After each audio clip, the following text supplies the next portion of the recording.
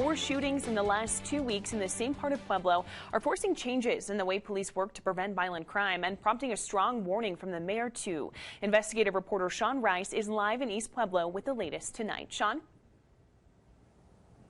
City Mayor Nick Gradisar is asking all Pueblo parents to keep a closer eye on their kids with this uptick in crime. He's even considered issuing a curfew, but said it may be too difficult to enforce.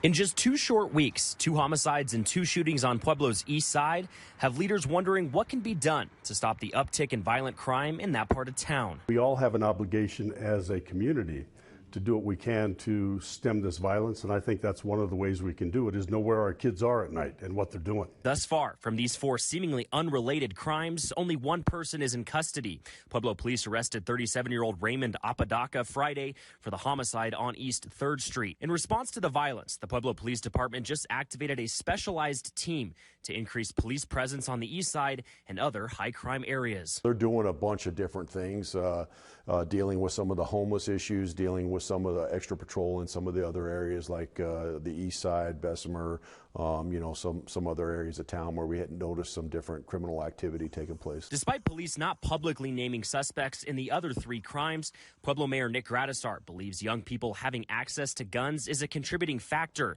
and he calls on parents to be more involved in their kids' lives. Kids aren't buying these guns from the gun dealers. They might be buying them off the street, but it's because somebody wasn't careful enough with their firearms at home, and their kids had access to them, and somehow they're trading them or selling them to their friends or letting their friends borrow them or something like that.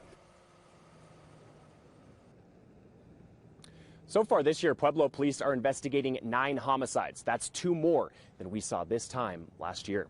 Reporting live in Pueblo, Sean Rice, 13 Investigates. All right, Sean, thank you.